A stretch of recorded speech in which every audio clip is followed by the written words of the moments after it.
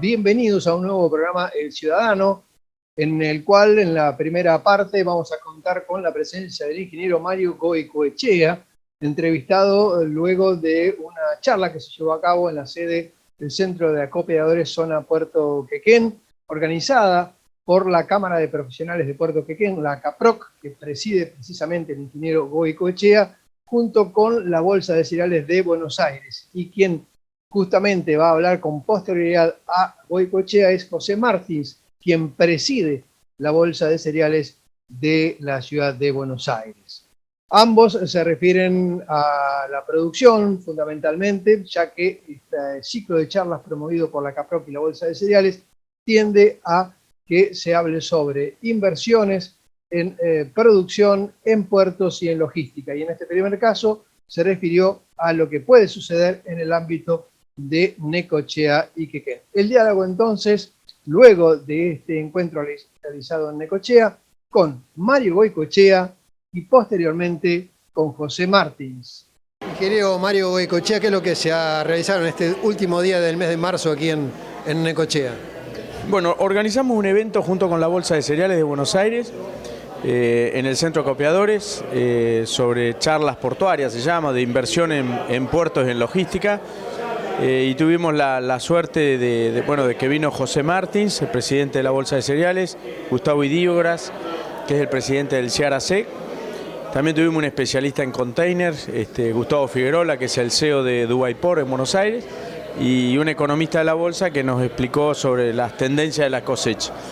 Y el objetivo de esta charla es hablar sobre la inversión privada, cómo a través de estas personalidades de Buenos Aires que tienen una agenda federal, nosotros humildemente desde la CAPROC intentamos aprender para poder atraer inversiones hacia nuestro distrito, que es el objetivo de todo esto.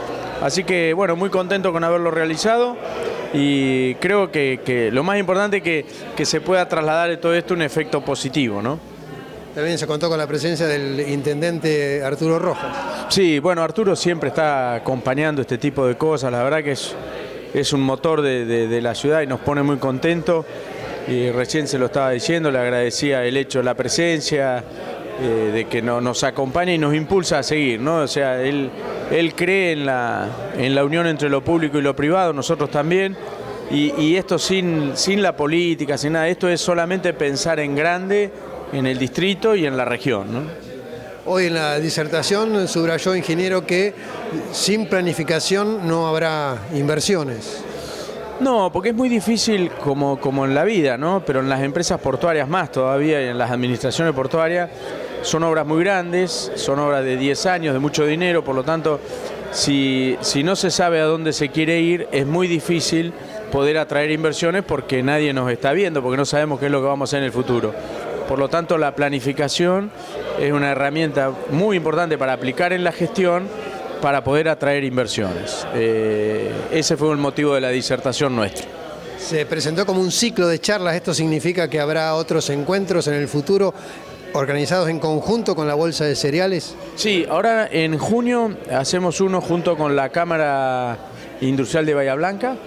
Vamos a hacer uno en Bahía Blanca y finalmente en agosto vamos a hacer el definitivo, que va a ser en Buenos Aires, que lo vamos a hacer junto con Puerto Buenos Aires, la CAPROC, la Bolsa, y bueno, todos ahí nos vamos a unir como para hacer un resumen y poder entre todos seguir impulsando esta idea de que la unión entre el público y el privado es lo más saludable, ¿no? ¿Siempre teniendo como eje las inversiones? Sí, absolutamente. O sea, el eje en realidad es la generación de trabajo. Y para eso creemos desde este sector que es fundamental atraer inversiones privadas que ayuden al Estado en la generación de empleo. Por eso Bahía Blanca es nuestro próximo objetivo, que hay es un tractor privado que impulsa muchísimo el sector portuario. Estamos hablando del puerto marítimo más importante de la Argentina. Y después Buenos Aires, donde Dios atiende en Buenos Aires, ¿no? Por lo menos para nosotros, así que ahí vamos a ir a hacer escuchar nuestra pequeña voz. José Martins, ¿qué es el Consejo Agroindustrial Argentino?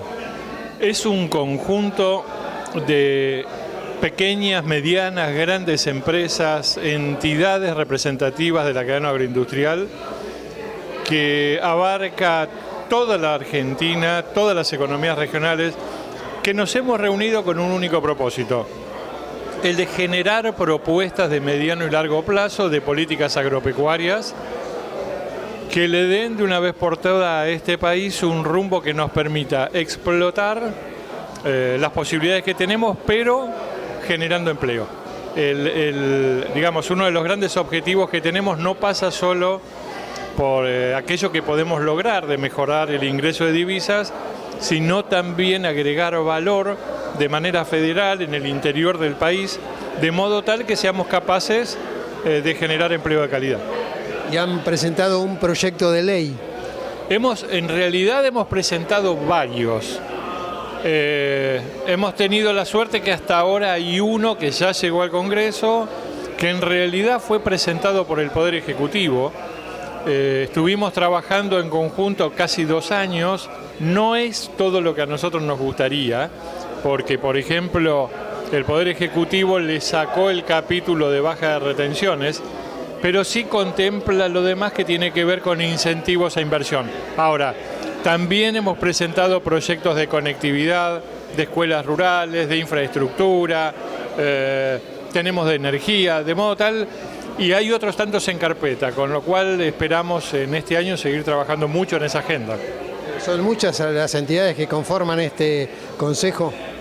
Hoy tenemos 61 entidades que son miembros plenos, y después tenemos miembros que adhieren, como por ejemplo CAME, entidades regionales, lo cual le da un volumen muy significativo a la representación en términos de conectividad, de infraestructura rural, etc. A la hora de presentar propuestas, ¿se encuentra con algunos prejuicios ideológicos en los gobernantes o en la dirigencia política?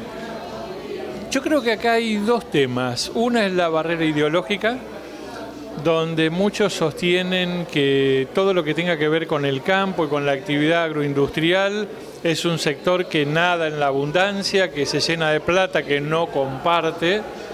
Y por otro lado está la barrera ideológica, que también hace que haya esa tensión desde el 2008. Pero lo más grave de todo, creo a mi entender, es la ignorancia en términos de que no conocen lo que es la agroindustria.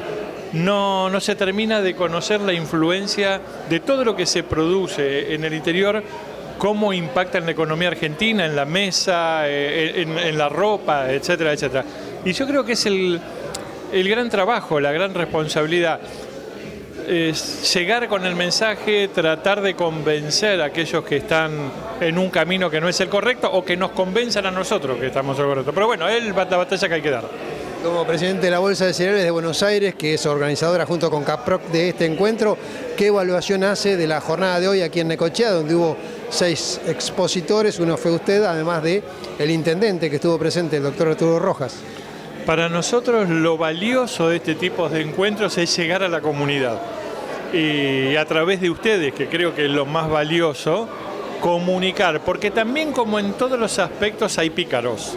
Hay gente que ha tratado de mancharnos, que tenemos un sesgo ideológico o que pertenecemos a una agrupación política, cosa que es totalmente falaz, totalmente mentira.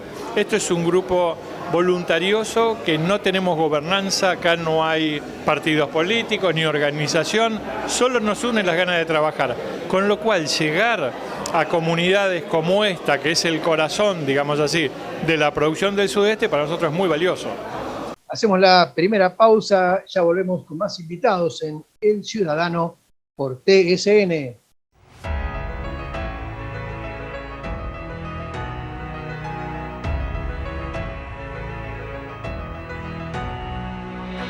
Comenzamos cada día marcando una realidad de trabajo orientada al servicio. Respetamos en cada decisión los compromisos y respondemos a los intereses del sector. Nuestra premisa de gestión es ofrecer un servicio público, sostenible y de calidad. Somos líderes en transparencia y calidad en logística agroexportadora. Usina Salud. Comunicate al 42 5715 o al 42 1887. Ingresá también a www.usinasalud.com.ar. Centro de Acopiadores de Cereales Zona Puerto Quequén. contribuyendo a la renta nacional, provincial y local, apostando siempre al trabajo y al mejor servicio. Los medicamentos de venta libre o recetados que se comercializan fuera de la farmacia pueden provocarle más daño que la enfermedad. Esta situación tiene remedio. El remedio está en la farmacia. Se lo recomienda el Colegio de Farmacéuticos de Necochea.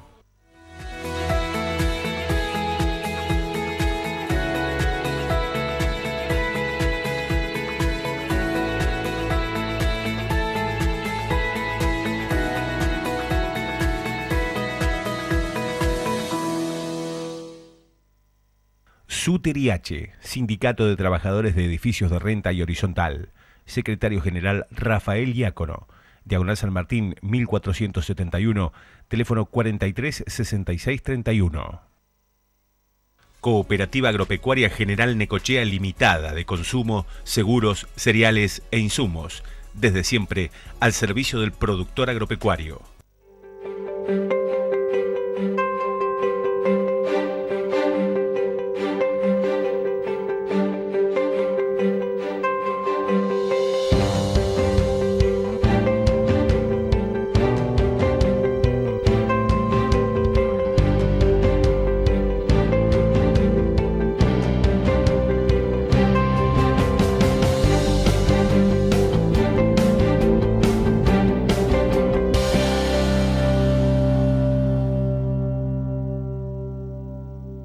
Unión de Trabajadores de Entidades Deportivas y Civiles, UTEDIC. Secretaria General Jorgelina del Mazo. Calle 66, 3178, teléfono 52 68 40.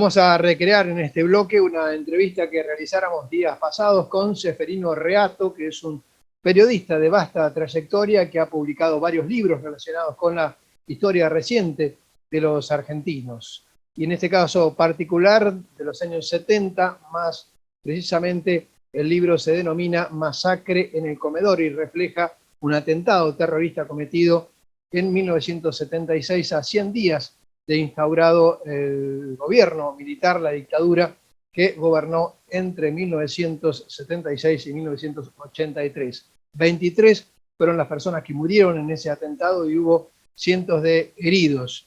Fue cometido este atentado por la agrupación Montoneros. En este libro, Reato refleja lo sucedido y lo pone, por supuesto, en contexto, como corresponde a un periodista de su talla. El diálogo entonces con este profesional a través de la vía Zoom. Las bombas vietnamitas no solo matan y destruyen, están diseñadas para mutilar cuerpos, para sembrar un terror adicional. Montoneros usó una bomba así en el atentado al comedor de la Superintendencia de Seguridad Federal, el 2 de julio de 1976.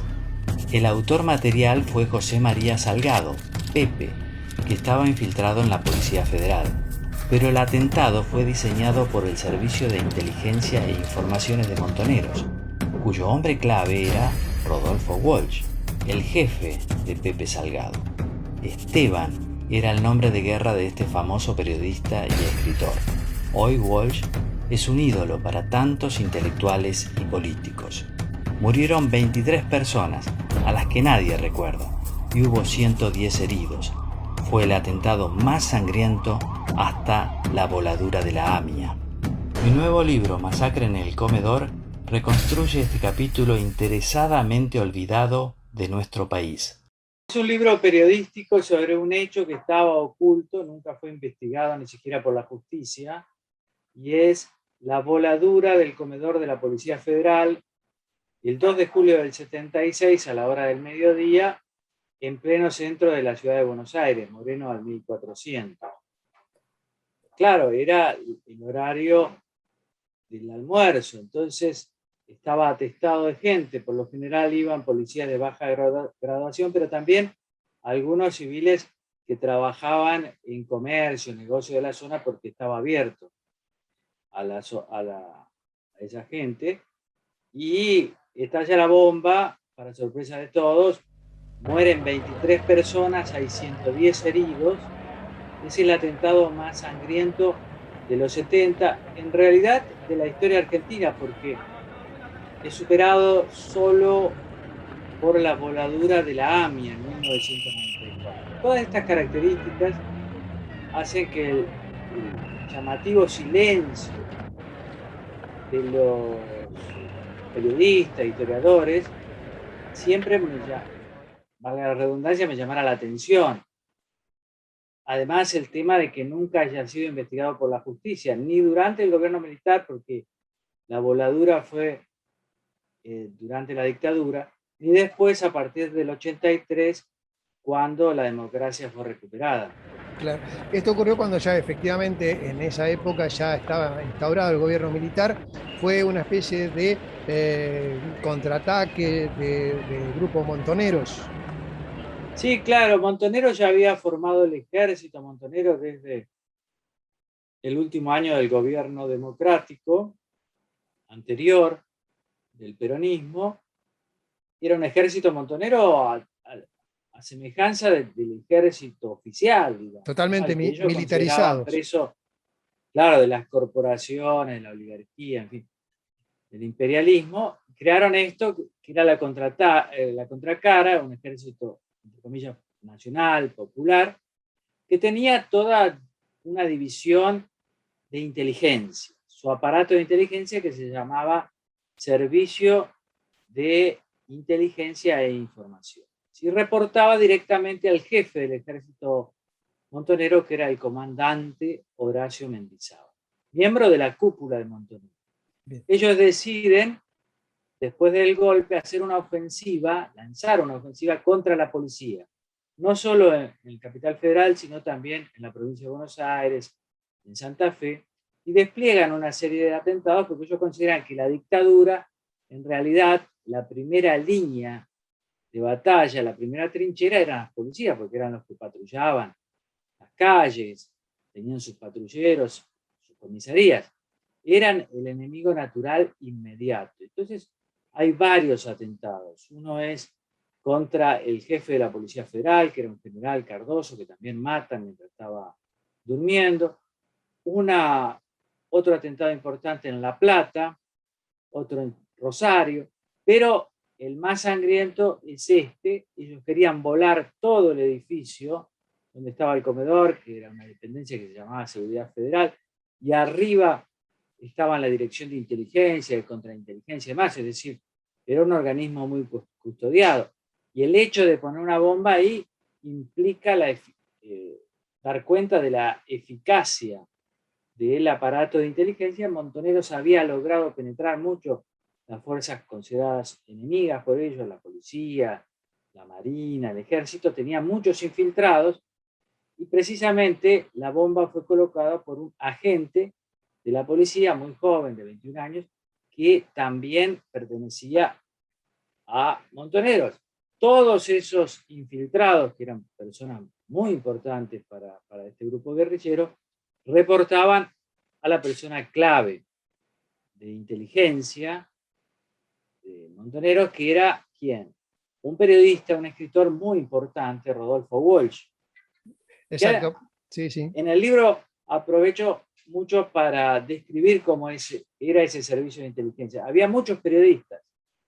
En aquel momento los periodistas eran muy importantes, ahora también, pero digo, en aquel momento eran muy importantes para los grupos guerrilleros, porque, claro, ellos tenían una gran capacidad y ahí se trataba de hacer propaganda fiable, tenían imaginación, y en inteligencia e informaciones que estaban equivocadas había muchísimos. Ahora, en el caso de... Berbisky, lógicamente, sí. Miguel Bonallo y demás. Uh-huh. Pero, sobre todo Walsh, que era mayor a todos ellos, ya tenía 49, 50 años, y ya era famoso. Acordate que su gran primer libro, Operación Masacre, no es el primero, pero es el más conocido, desde 1957. Es decir, el tipo ya tenía mucha fama. Sí, sí. Y era muy conocido. Era muy conocido y tenía un gran tránsito por distintos ámbitos, desde la diplomacia, la policía, desde las artes plásticas hasta la literatura, en fin, conoció un montón de gente y le gustaban mucho las tareas de inteligencia. Y yo ahí describo cómo él se había especializado, por ejemplo, en captar, decodificar los mensajes de los patrulleros policiales. La faz literaria de Walsh y periodística es sumamente conocida y difundida. Ahora bien, esta otra faceta por allí no ha tenido la difusión que, por ejemplo, ahora se le está dando, Reato. No, claro. Por ejemplo, acá en el 2013, a 12 cuadras del lugar del atentado, repito, 23 muertos, 110 heridos, a los cuales nadie recordó nunca, a los cuales nadie indemnizó nunca, y de los cuales, en honor a los cuales no hay ni siquiera una placa pública. A 12 cuadras hay una estación de subte de la línea H, se llamaba Entre Ríos. A partir del 2013 se llama Rodolfo Walsh Entre Ríos. Fue un cambio de denominación dispuesto lógicamente por la legislatura de la ciudad. Quien presentó este proyecto fue una legisladora kirchnerista, Gabriela Cerruti, ex periodista, actual portavoza de la presidencia, pero lo llamativo es que fue aprobado por toda la legislatura. Lo más llamativo era que el PRO y sus aliados tenían mayoría en el 2013. El intendente era Mauricio Macri. Es decir, para que veas el respeto y la veneración que tiene Rodolfo Walsh, que también forma parte de la hipocresía de la política, porque esto más o menos se conocía, solo que se disfrazaba. Cerruti, cuando habla en el recinto, destaca la valentía de Walsh, que como periodista criticó a la dictadura mientras otros sectores de la gran prensa, dijo, callaban. Se refería a la carta abierta a la Junta Militar, que es muy buena. Sí, la escribió en 1977, sí. Claro, él termina el 24 de marzo del 77 esa carta, y los primeros ejemplares los despacha por correo una hora antes de ser acribillado en un tiroteo. El cuerpo está desaparecido todavía, pero quiero decir, nadie, aparte de él y de su esposa, habían podido leer esa carta. Es decir, no lo matan por eso. Lo matan porque todos sabían a esa altura que era la persona clave, el diamante, como decía, del aparato de inteligencia. Lo querían capturar, torturar seguramente, y él se defendió con una pequeña pistola precisamente para forzar ese tiroteo mortal, porque no quería caer en manos de los represores, que eran terribles, terribles torturadores. Entonces, esa es la verdad. Después lo disfrazan de otra cosa, y lo que me llama más la atención es que las fuerzas más conservadoras o liberales comen toda esa papilla ideológica que le prepara el kirchnerismo. Después están así, digamos, que no pueden dar un debate cultural porque no les interesa, no saben, no quieren. Y el peronismo siempre ha sido muy hábil en el tema cultural. Para ellos la cultura no es una entelequia, sino que es algo muy práctico. Sí, señor. A veces, digamos, demasiado superficial, dirán algunos, como te acordás los libros sobre Evita en el primer peronismo. Sí. Pero todo eso moldea la cultura popular. Mucha gente cree que Rodolfo Weil, por ejemplo, fue muerto por la carta, esa que es extraordinaria. No fue muerto por eso, fue muerto por otra cosa. Esto no quita que haya sido un gran periodista, al contrario, lo que sí habla de que las personas extraordinarias tienen muchas facetas. No me parece justo, con la postura combatiente de Walsh, eliminar una solo porque a cierto grupo político le conviene en el presente. Exacto. Es también un uso de Walsh. Reato, esta no es la primera vez que investiga y escribe sobre los años 70, bueno, ya de por sí, Operación Traviata, ya por 2008, describió lo que fue el asesinato de José Ignacio Rucci, y el año pasado, si no me equivoco, fue en los 70, con el subtítulo de Una década que siempre vuelve. ¿Por qué se abocó a estudiar, investigar y publicar sobre los años 70? Bueno, los 70 siempre me interesaron. Yo estudié periodismo, después ciencia política en los 80 y se hablaba mucho de los 70. Después trabajé en varios lugares, en Brasil un tiempo, 4 años. Cuando volví en el 2005 me daba cuenta que habían reverdecido los 70, pero en otra clave, ¿no? Más kirchnerista. Pero todos los libros sobre la dictadura, la triple que me parecieron siempre los más fáciles de hacer en algún sentido, porque son libros que tienen el consenso de todos, ¿no? Esos ya estaban todos escritos. Claro, el oro, sí, sí. El oro y el bronce kirchnerista que había hecho escribir hasta los mancos, ¿no? Y filmar también hasta los mancos. Había documentales, películas por todos lados.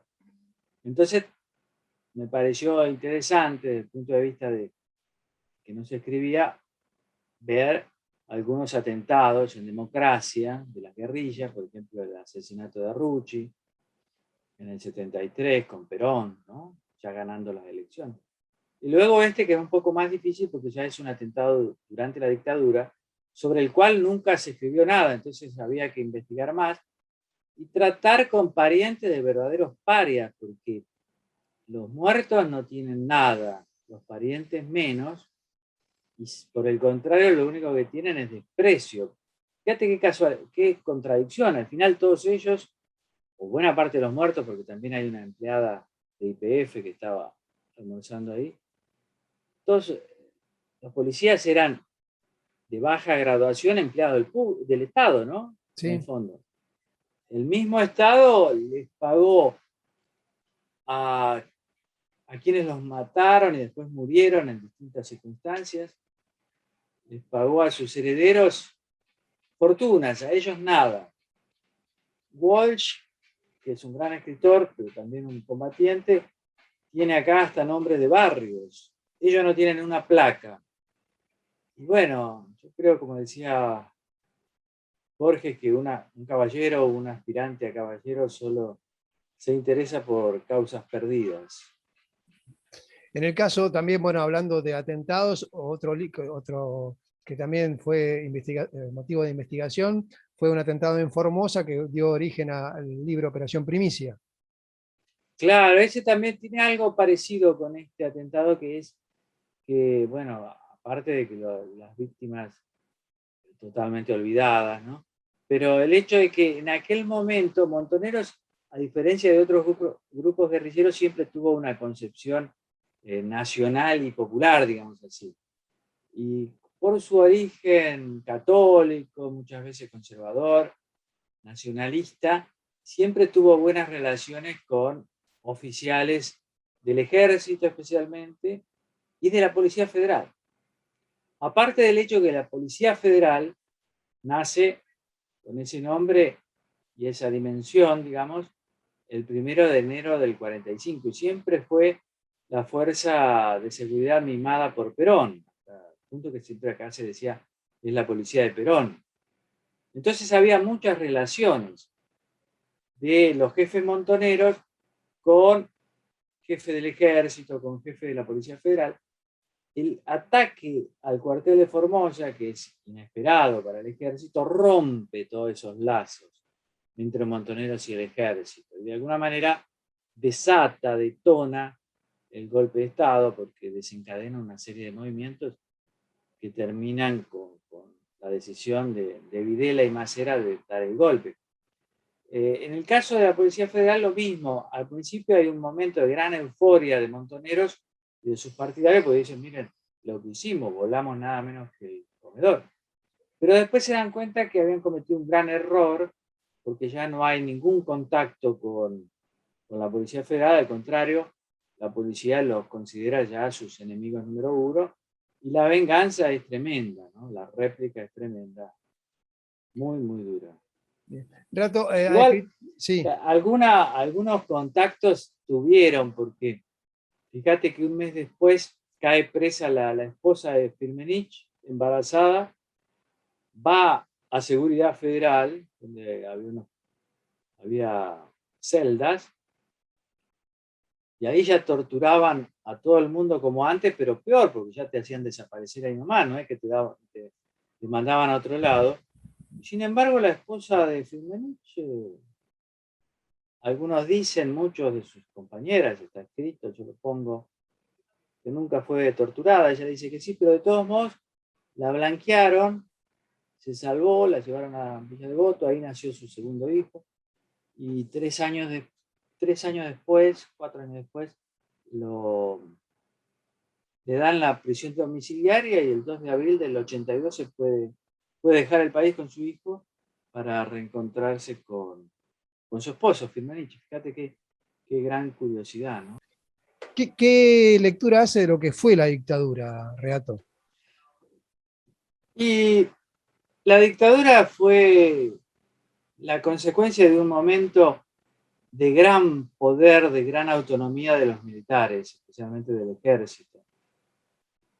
En el 73, los militares fueron prácticamente expulsados del gobierno a los cuarteles, y se pensaba que ya no iban a volver nunca más. De hecho, la juventud cantaba eso en la Plaza de Mayo, el 25 de mayo del 73. Pero después, en el 76, los militares, el ejército especialmente, que ya estaba comandado por Videla, llega al punto de su máximo poder.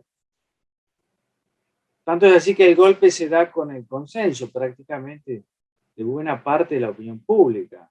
Incluso los militares habían hecho todo un operativo por el cual encarcelaron a un montón de sindicalistas, políticos y demás, previendo marchas en contra, marchas que no hubo. Para ese entonces, los grupos guerrilleros ya reciben el golpe con gran alegría, porque creen que eso precipita al final. Ya habían formado cada uno su ejército.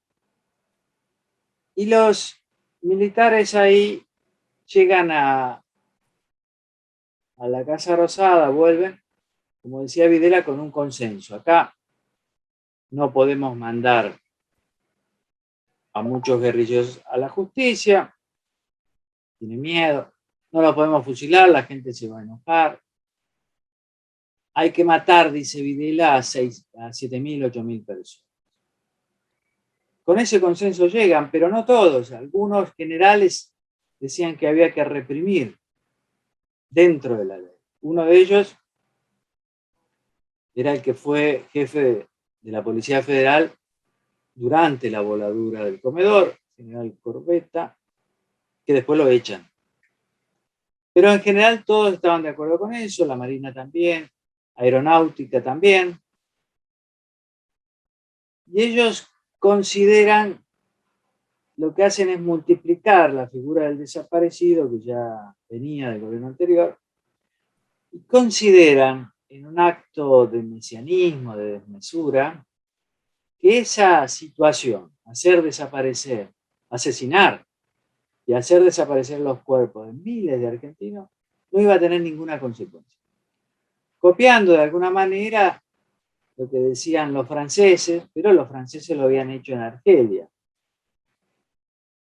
Y que la única persona de los militares que yo entrevisté que me pareció más sensato fue el ministro del Interior, Arguindegui, que me dijo, él era el ministro del Interior, dijo, en el 78, 79, cuando convocamos al diálogo político, yo me di cuenta de que estábamos perdidos, me dice, porque venían todos los líderes políticos y el primer reclamo eran los desaparecidos, y nosotros no teníamos cómo solucionar ese problema.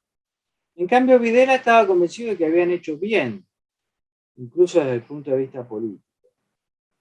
Fue un plan de exterminio masivo, una gran falta desde el punto de vista moral, un gran error político. Pero explicable en esa mente cerrada de los militares, en el gran poder que habían adquirido, en la falta de perspectiva política. Habló de mesianismo, en este caso de los militares. ¿No cree que también hubo cierta dosis de mesianismo en la guerrilla?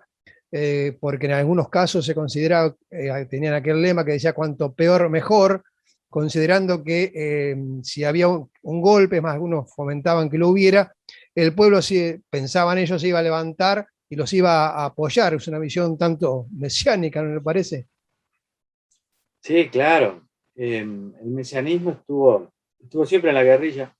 En el caso de Montoneros, para poner un ejemplo, provenía también de su formación católica, ¿verdad?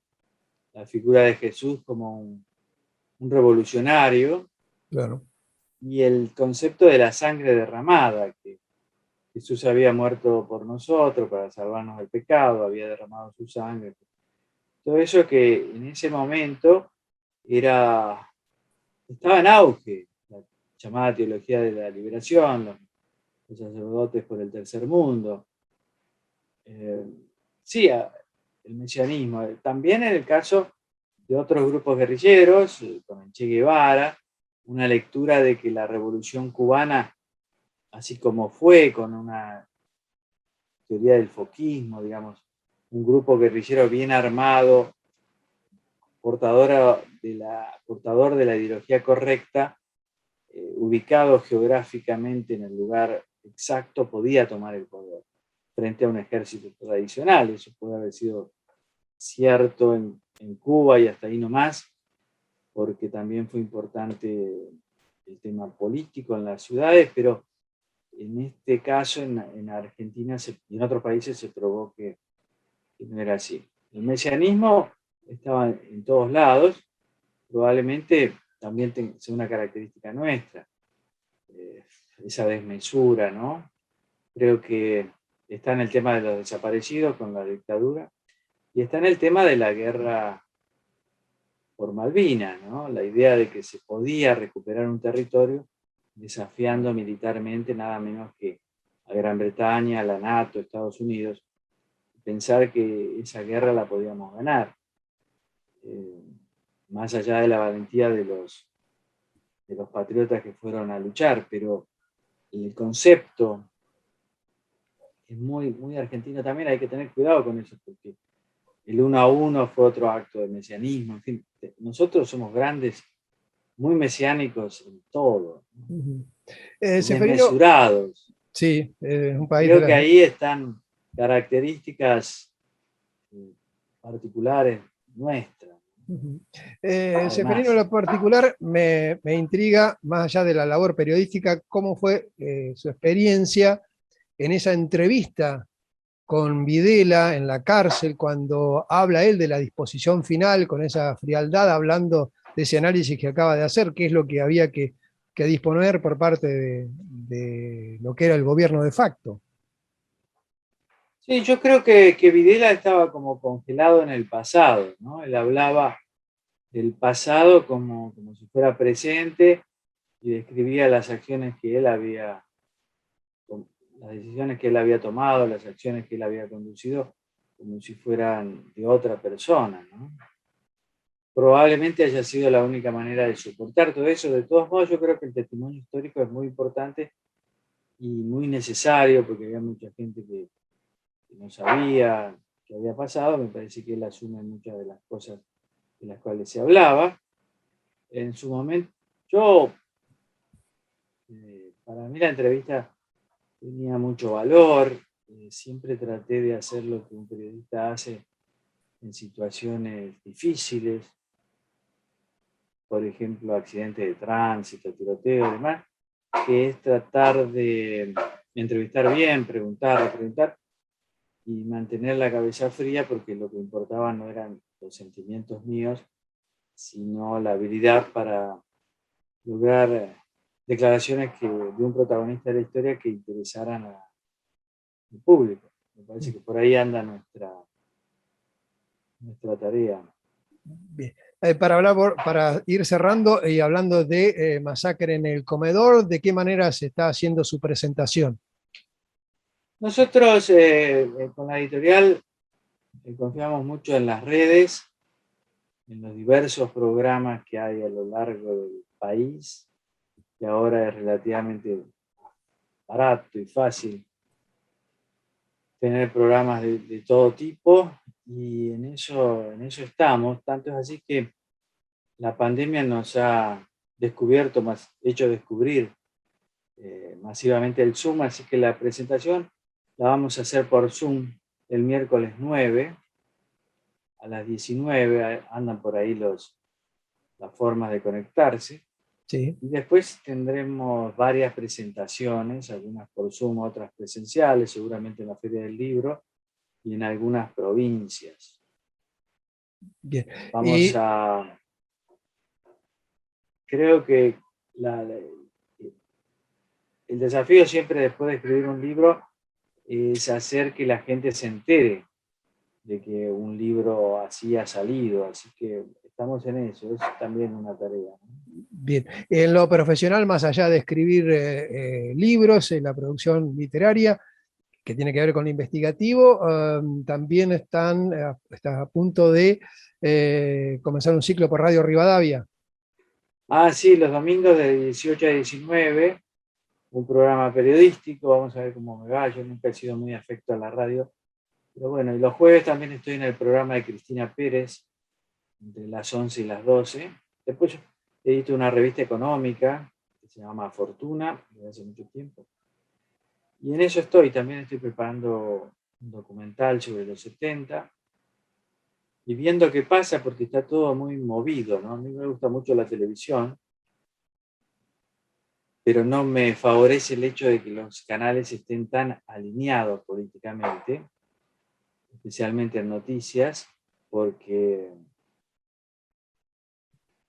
creo que ese alineamiento no me beneficia mucho en la manera de hacer periodismo, digamos.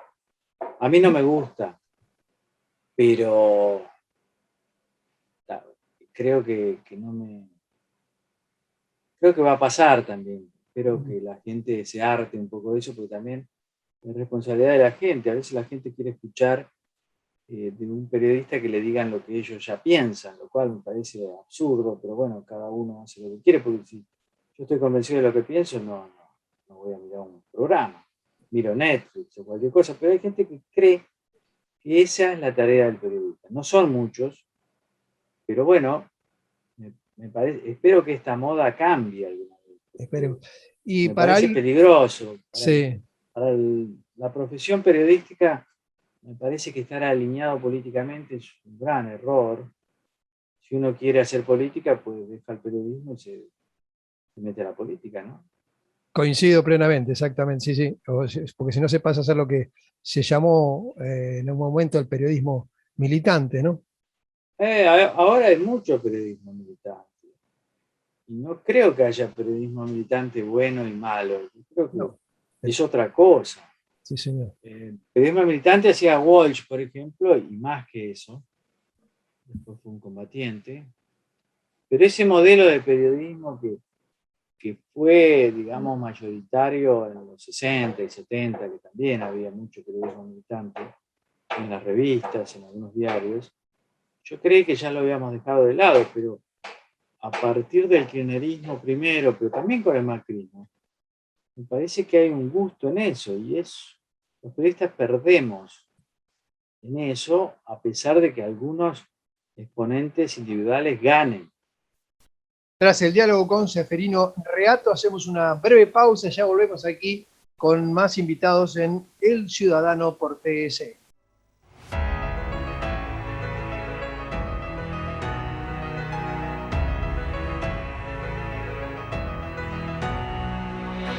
Comenzamos cada día marcando una realidad de trabajo orientada al servicio. Respetamos en cada decisión los compromisos y respondemos a los intereses del sector.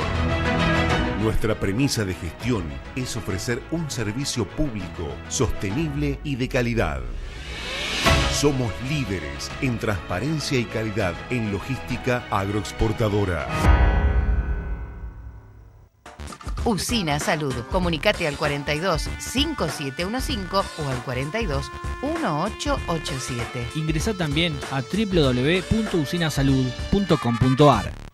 Centro de Acopiadores de Cereales Zona Puerto Quequén, contribuyendo a la renta nacional, provincial y local, apostando siempre al trabajo y al mejor servicio.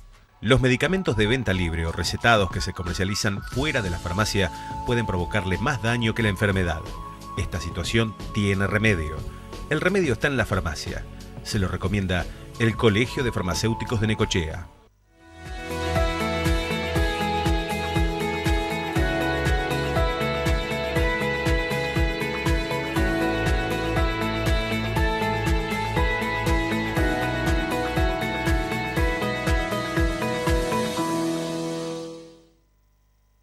SUTERIH, Sindicato de Trabajadores de Edificios de Renta y Horizontal.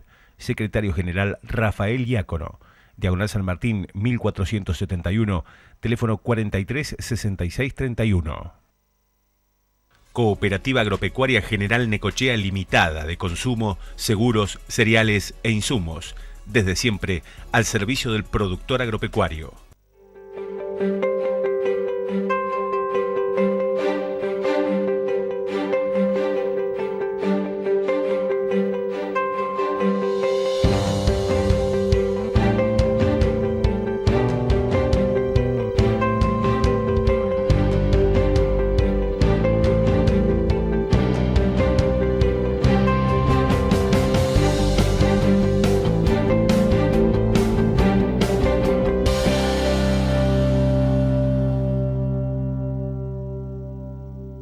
Unión de Trabajadores de Entidades Deportivas y Civiles, UTEDIC. Secretaria General Jorgelina del Mazo. Calle 66, 3178, teléfono 52 6840.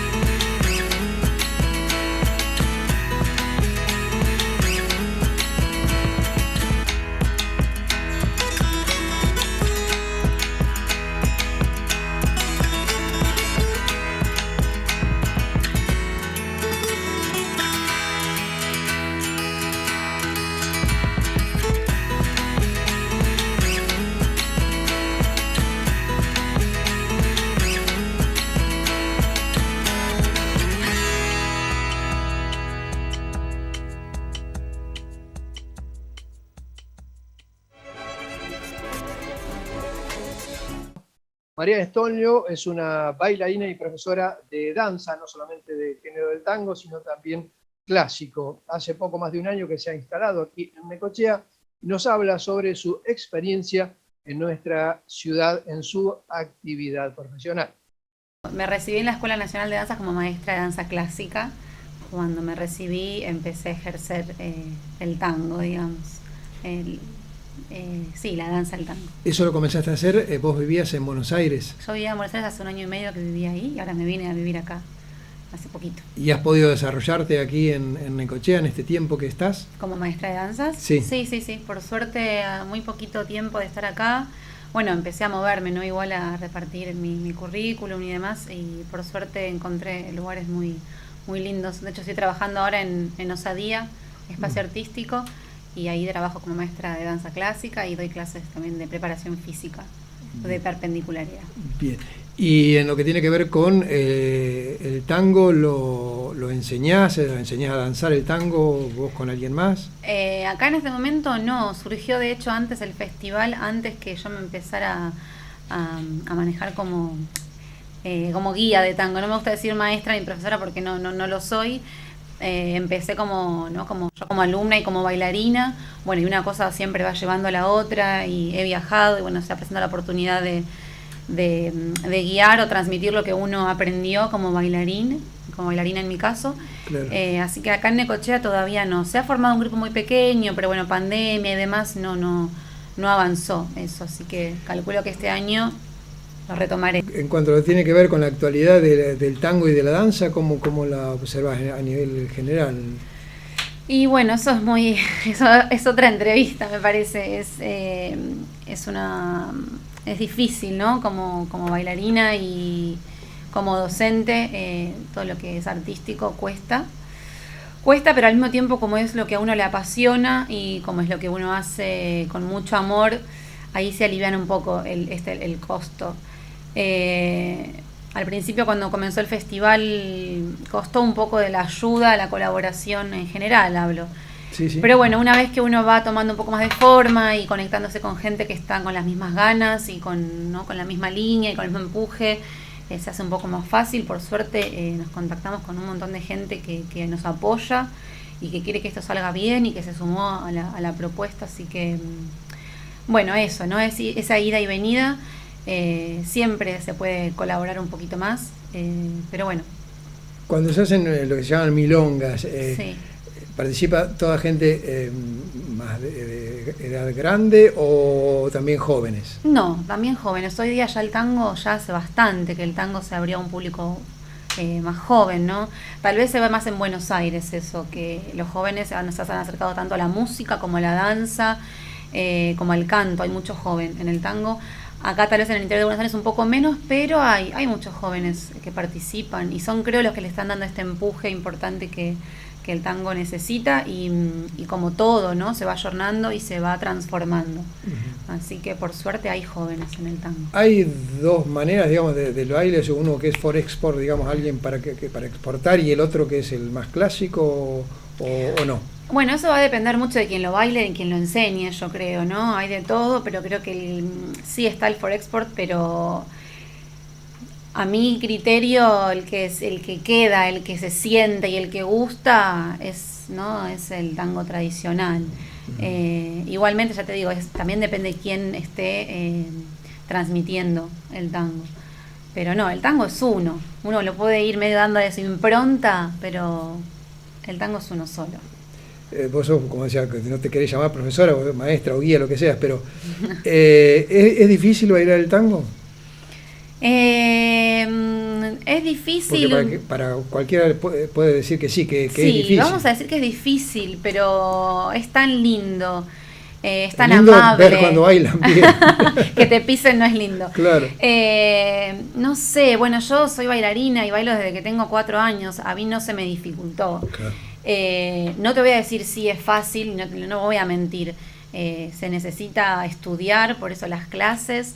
Pero también el tango, lo lindo que tiene, que si uno escucha la música y camina escuchando la música, ya está bailando tango. Entonces, no sé si es difícil. Es importante conectarse con la persona que uno esté abrazando, conectarse con la música, conectarse con lo que uno le pasa en el momento, ¿no? Entonces, si uno quiere hacer piruetas y cosas locas, bueno, tal vez se transforman un poco más difícil. Pero si uno baja la esencia del tango, esto que hablábamos recién, ¿no? No es tan difícil. Y eso invita, el tango invita a todos, a todo público, a jóvenes, más grandes, gente un poco más patadura, menos patadura, pero... María, ¿y vos tenés un referente o alguna referente? O sea, ¿vos que de chica querías ser como tal o cual figura? Bueno, yo me acerqué al tango un poco más grande, ¿no? Ya cuando tenía 20 años, hay muchos bailarines que me gustan, hay muchos referentes que admiro, pero no es porque esté llevando este festival que dirige Joana Copes, pero Joana Copes para mí es una referente y admiro no solamente su forma de bailar, ¿no? Todo lo que ella va haciendo y llevando adelante y el mensaje que va llevando el tango, admiro eso en general, todo, no solamente cómo baila, sí. Pero bueno, hay muchísimos bailarines muy buenos en la Argentina y en el mundo. Ya el tango no es de Argentina, el tango es del mundo y la verdad es que no podría decirte, bueno, sí, 2 o 3 nombres. Hay muchísimos que me hacen quedar así mirando y observando y digo, wow. Y capaz que no hacen grandes cosas, ¿no? Se trata de esto un poco más de lo esencial, de lo que sucede en la pareja que uno no entiende y lo ve.